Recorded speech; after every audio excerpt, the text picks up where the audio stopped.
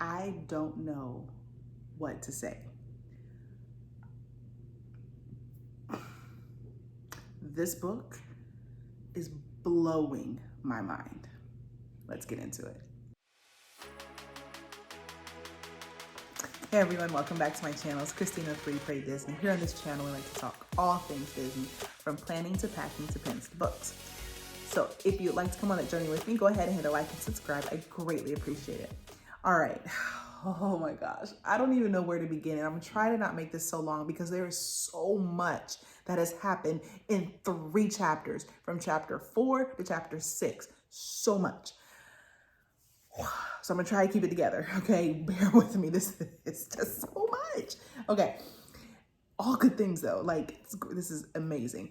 Okay, so in chapter 3, remember we left off with Hartley and Everly were at a party, and Everly ends up breaking Peter's nose because he came on to her, and Hartley, and Everly runs off, and Hartley finds Everly in a bathroom, but Everly's like in the midst of a vision of hearing Mom and Peter argue, or not Mom and Peter, Mom and Nicholas argue.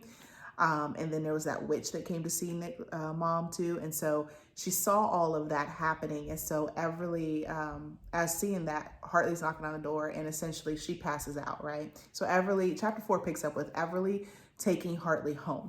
So what happens is, on the way home, the girls essentially share their secrets. So we come to find out Hartley she can hear the thoughts of any animal. She hears the thoughts of animals. She says at first they were just like a bunch of voices and she thought she was going crazy, but then come to realize it's animals that she's hearing, and she can hear their thoughts. And she can, communicate with them. And Everly shares with Hartley the visions of that she's seeing in the mirrors, and what she's been seeing. And so kudos to them. They both take it in stride. They're like, wow, I guess we're special then. And maybe we are actually magical. So they get home to confront Mom about it, but Mom is just what we come to realize is the vision that Everly had was in real time. It was present. It was happening. And we come to realize that Mom had just kicked Nick out, or I keep saying, yeah, Nick out. And so she's a little flustered about that. And Hartley goes to run, and she embraces Mom and she holds her. And Everly's kind of standing back and a little shook because she's like, wow, they look a lot alike. And Hartley's so caring and loving, where it's not that Everly doesn't care or doesn't love, it's just she doesn't really know how to present that. And so she just made a note of the difference between the two, which you will see in a little bit. There's a reason. So, right. We also find out, during chapter 4, Mom essentially back up. Mom sends the girls to bed because everybody's tired and whatever. So Mom sends the girls off to bed. And in the midst of that, Everly she goes back to the mirror and she pulls another vision. And this time, which I find funny because in her to get the mirror to work, it's her precursor to Mirror on the Wall, who's the fairest of them all. It's a precursor to that. She's like, mirrors, show me what I want to see. Show me what I want or what I need to see, And so she's telling the mirror this, and it works. The mirror shows her Enchantia, and it shows her the kingdom of Sevion, which is a mountainous region up in the north, because within Enchantia there are 4 regions, or 5 I guess, but I'm gonna have to take a good picture of this and put it up because we're gonna talk about some of this. But this is the region that she goes to first, right? Which is the Empire of Sevion, which is the mountainous region. So anyway, she sees this region, she thinks it's heaven. She's like, oh my gosh, I see heaven.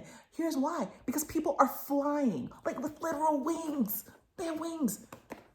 What wings? Come on. Wings would be really, really cool. Anyway, so there's wings to attach to their back, and they're flying, right? So she sees all these flying people. She's like, oh my gosh, it's heaven. And then it kind of, the vision zooms in as if she's flying herself, and it zooms into this castle. And so she's she's into the castle. Now remember, she's seeing all of this. No one sees her yet. So she's seeing all of this. And so she's at the castle. And well, here's a thought. I wonder though, is that in order for her to see, does there need to be a mirror on the other side? And I think there might, because of something that happens later, but we'll see about that. So anyway, she sees two girls at a table, and it's a royal castle. They're dressed in their, fancy clothes and everything. And she sees the first girl. She's like, she seems familiar. It's not Angel, although Angel is at the table. The first girl that she sees has like two-tone hair. So she's hair on black, one side black, one side that white gray that Everly has. And she has two different color eyes. The left side is like a blue color, and the right side is like this gray color. And she's like, wow, she looks really, really familiar. And then she sees Angel. So both the girls are sitting at this banquet table, not a huge banquet table, but a table. There's food and stuff. And there's like obvious tension between them, and Everly can't figure that out. But then as she's thinking about that, this guy walks in. Of course, it's got to be a guy. If you've read any other of Gena Showalter, you know that she put her men together and they look good. This dude look good too. So he comes in and he's escorting this old guy in to sit down next to Angel. But what Everly does is take note of this guy. He looks just like Angel, but not just like Angel. Where Angel has black hair, pale white skin, red lips, and green eyes. This guy has brown skin, black hair, or dark black hair, green eyes, and also the red lips. He looks like her in features and everything, but skin tone, not so much. So I wonder if she means brown as in like a white guy tan, or brown as in me brown, I don't know. I don't know. But so she's this, and she's frustrated because she can't hear anything. Like in the previous vision that she just had with Mom, she heard the whole conversation. But something also she remembers is like, well, when she used to see Angel in other mirrors, she couldn't hear anything either. So anyway, she sees this vision, she's upset, and then the vision kind of fades. And then she's like, no, come back. And the mirror reacts again, and mirror shows her the guy, the same dude, but in his bedroom, or a bedroom, and there's a woman in the bed, and we are led to believe what just happened.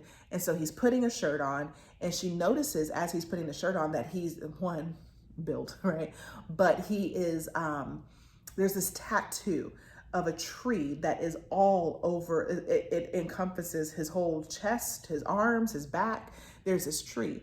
And for some random reason, his nipples are pierced. Really, Gena? Really? Okay. Thought this was Disney related, but okay. So anyway, she knows these things. And so kudos to Everly, because she is oogling over this guy, but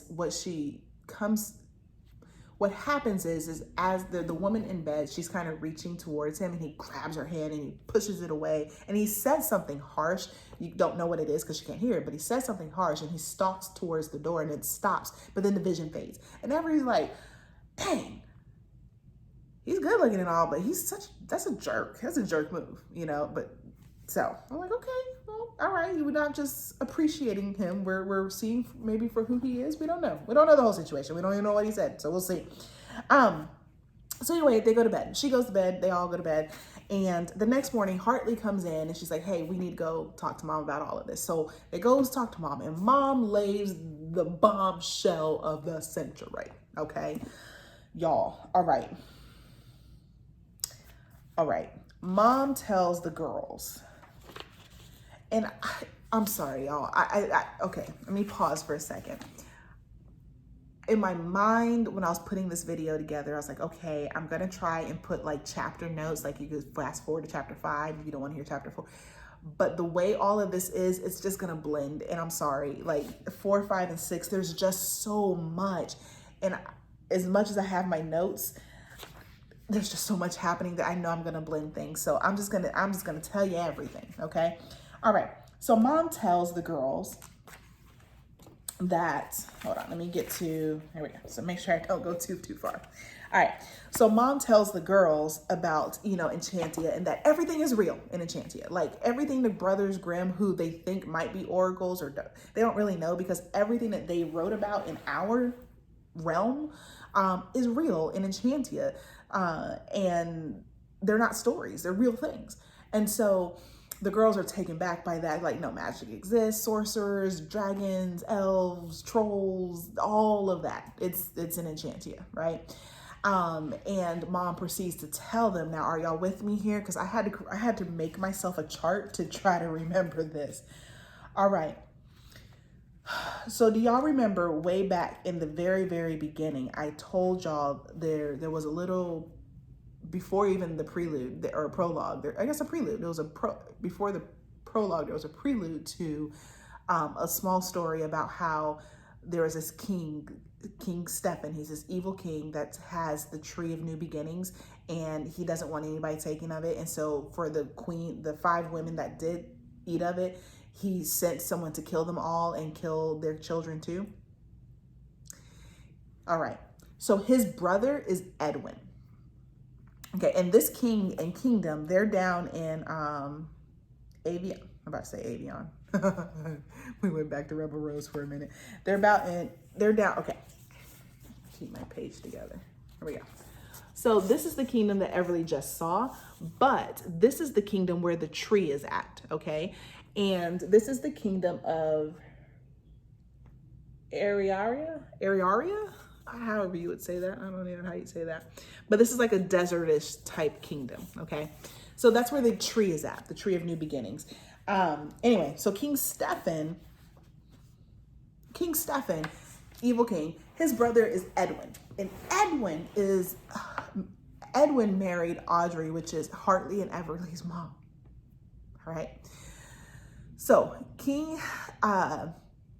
when King Stephen found out about the apple babies, Violet is King Stephen's wife, and she had a daughter named Truly.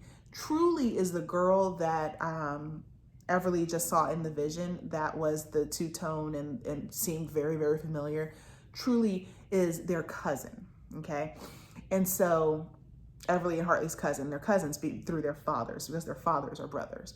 And so King Stephen tried to have Violet, Truly, and all the other moms and apple babies killed because they ate these fruits.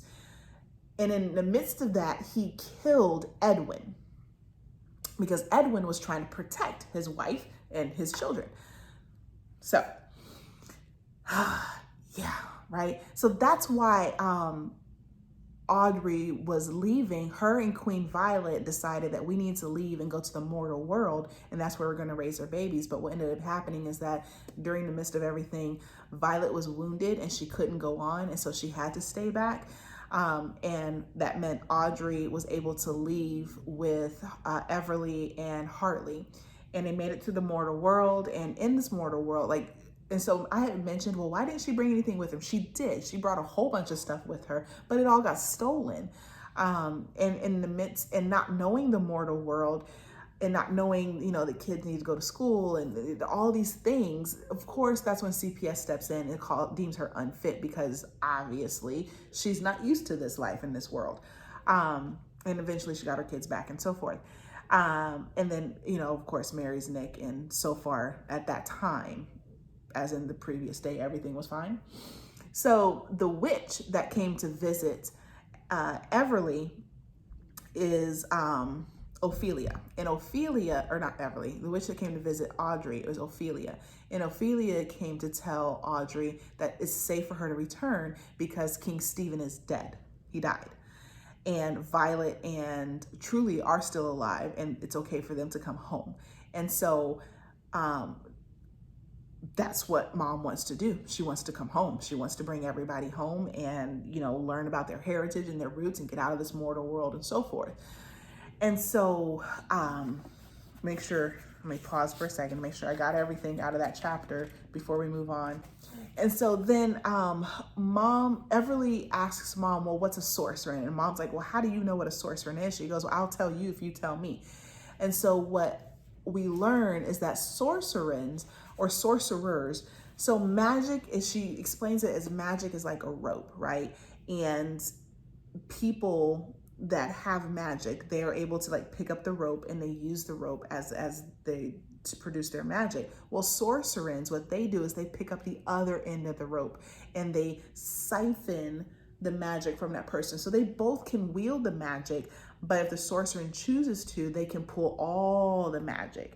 And if they do so, they end up killing the witch or whoever that had the magic to begin with. And Everly's like, well, I don't do that. I don't siphon. I don't see. And Mom is like, well, show me your magic. Show me how you get to see the mirrors and so forth. So, that's where we go into chapter 5. So chapter 5 starts with Everly showing Mom how she uses her magic. So they go off to this room where they all could fit, I guess, whatever. And she has a mirror there. And Mom puts her hand on Everly's shoulder and she says, show me, you know. And so Everly pulls up a vision. And in this vision, oh my gosh, okay. This is chapter 5, by the way. So in this vision, Everly goes, mirror, show me Enchantia. Show me what I need to see. That's her spell, to see through the mirror. And what we noticed is that as this is happening, Everly notices that her power is different. Like she feels very different summoning the mirror situation now. And she questions, she's like, well, am I siphoning Mom? Because remember, Mom is touching Everly. While Mom has never touched Everly, or no one has ever touched Everly when Everly has looked into the mirrors before. This time, Mom is right there next to her, holding on to her, and Everly is almost she mentions that she almost feels drunk without drinking because she's getting all this energy and she's able to move through this mirror, so to speak, to see this vision. And so something that she says that is interesting, she says,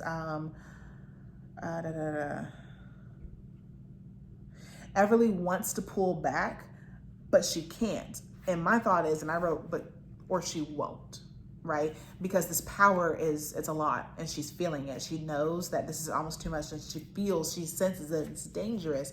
She doesn't know how. I think we know how. But anywho, so the vision, there's so much that happens. She said, in this particular vision, she goes to Enchantia, and as she's like almost flying over the whole world of Enchantia. She sees all the lands, all 4 of the lands in the forest, is shaped like a dragon in between. She sees all of this, and it's almost like she's flying. So one of the things that she felt is what intrigued her the most was the spell binding azure glow enveloped the trees as she's flying over the forest. What was that? It called to me, you're mine, I'm yours. And then she had an unacceptable reaction, an instinct inward. The most beautiful things are the deadliest. So this is her flying over the trees in the forest. So keep that in mind, okay? And I think I misspoke. I think the tree of new beginnings is actually in the forest, but it's just under the care of King Stephen, I think. Anyway, all right. So then it fast forwards, and then we come into where we see this town. She comes into a town, a city, and she sees all of the creatures like satyrs, and she's naming all of these things because these are the stories that Mom has taught her. Stories that Mom has taught them over the years. So she sees all these things, and then she goes, and then somehow she gets down this alley and she sees Angel, and Angel's there. And she's there with Miss Unfamiliar. So remember the two-tone cousin? She's there with the cousin as well. And they come to find out that Angel and the cousin are in a relationship. Remember, the cousin's name is Truly, so we're going to say that now, Truly. So Angel and Truly are in a relationship. Evidently, it's a forbidden relationship because Truly is supposed to be meant for someone else. She's actually engaged to someone else. And we also know that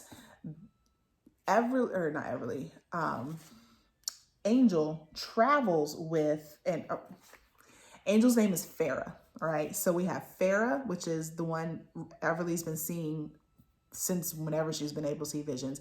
And then we have Truly, which is her cousin. So Farah and Truly are in a relationship, and Farah travels with Saxon, who is like this big guy that looks, and he's just as handsome, and Everly thinks, he might be good for Hartley. But this big guy who's handsome. And then something that I made a note of is I wonder, are all the men from Sevion, are they all handsome guys? Because she hasn't seen an ugly one yet with these angel type guys. So anyway, we find out that Truly Morrow, because that's their last name. It was Edwin Morrow, Stephen Morrow. So Truly Morrow, they are, like I said, Truly is meant for someone else, but she's dressed a little differently than, I mean, still dressed as a princess, but a little just like she's almost like with a crossbow on her back. And Everly picks up like, why would she have a crossbow if she's supposed to be a princess? That was my dog sneezing. Anyway, so they have this relationship, and then Truly is like, okay, well, let's go save your father. I'm like, whoa. Because Saxon's like, hey, we need to go, because he's standing guard in the alley, because evidently Saxon is friends with Farah, like not just her bodyguard, but her friend as well. And so they rush off to go to this store.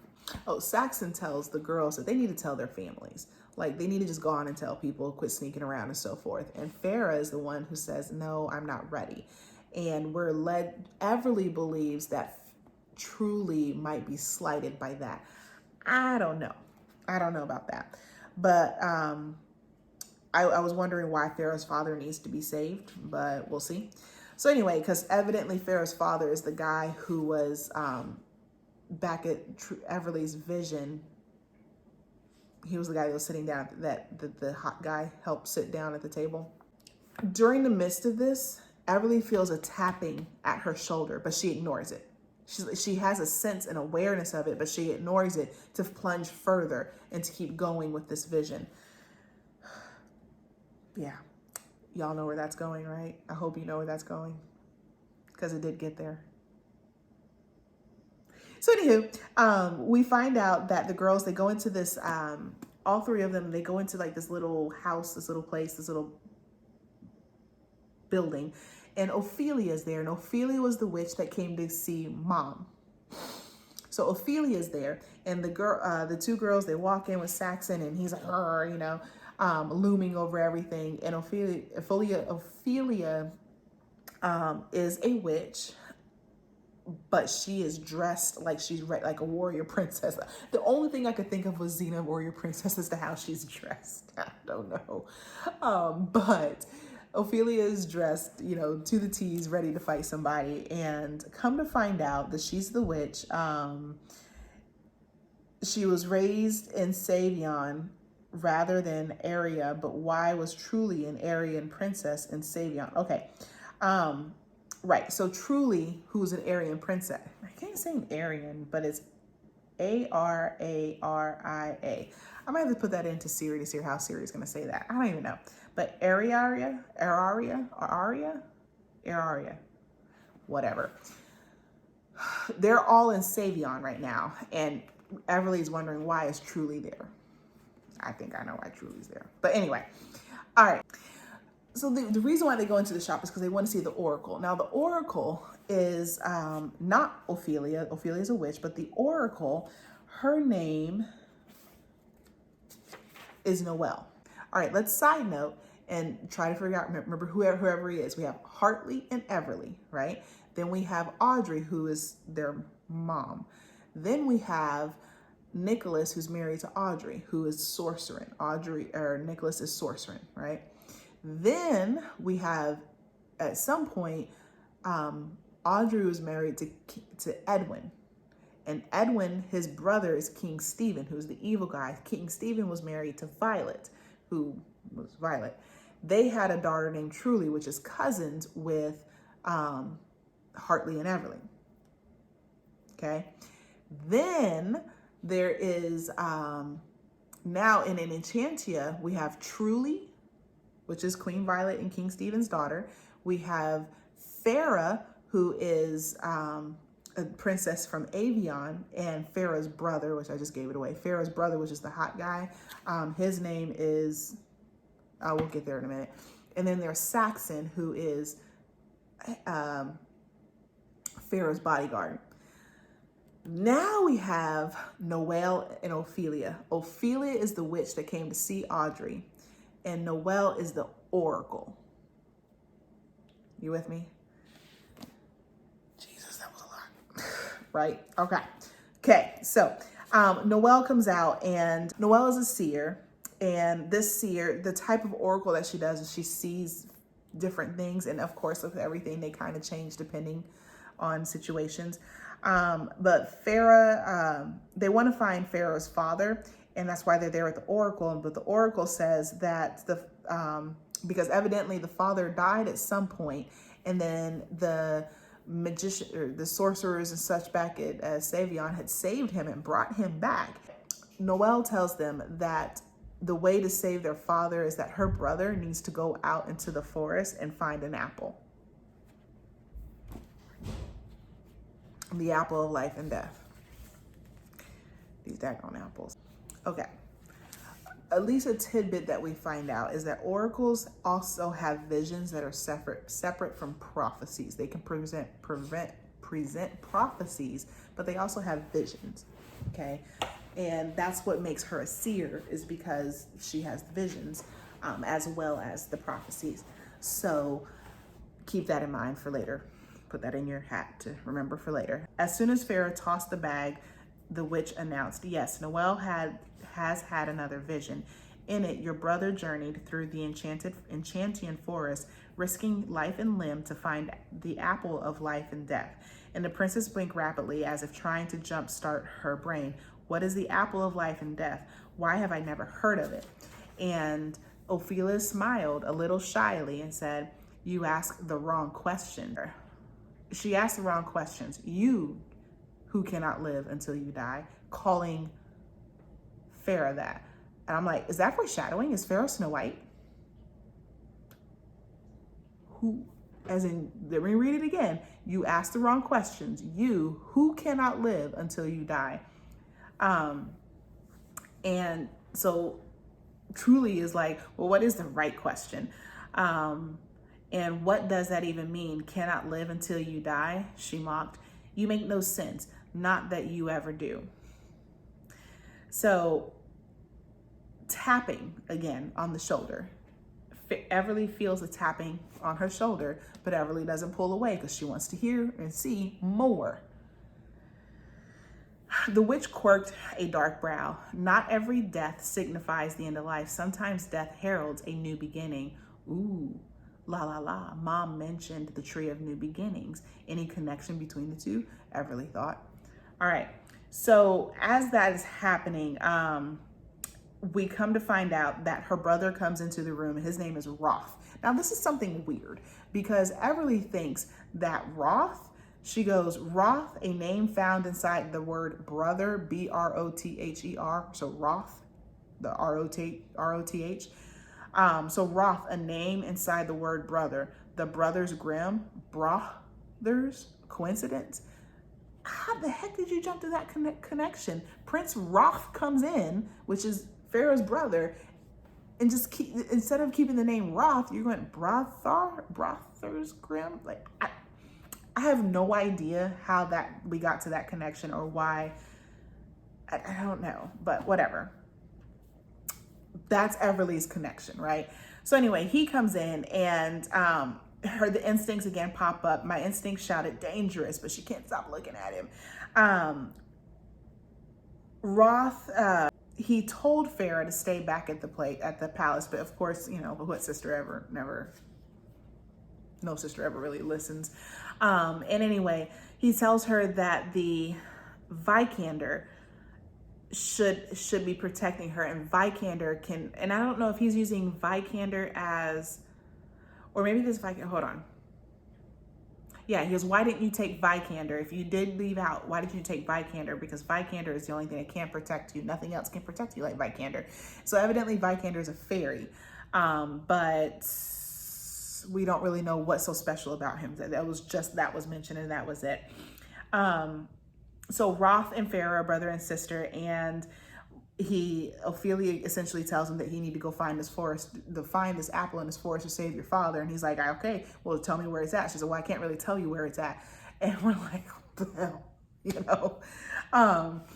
And he says, well, you have magic or whatever, you tell me. And Ophelia essentially says that she's not going to use, he goes, you need to tell me. She's like, you're not willing to pay the price. He's like, well, no, I don't want to sacrifice something just so you can tell me whatever. And Ophelia mentions that in order for her to use her magic, she has to have a sacrifice. So Ophelia needs a sacrifice to work her magic, her witch magic, which is why I thought witch magic had a string, like according to the way mom explained it. So I have no idea. Okay guys, we're gonna pause here and we'll pick up chapters, the rest of 5 and 6 in another video, because this is getting really, really long. So they'll both come out at the same time. So make sure you go to the next video to pick up chapters 5 and 6, okay? As always, thank you for listening. Thank you for watching, and greatly appreciate it. Go ahead and hit that like and subscribe. Love to have you. Remember, I'll be praying for you. Have a magically blessed day. Bye.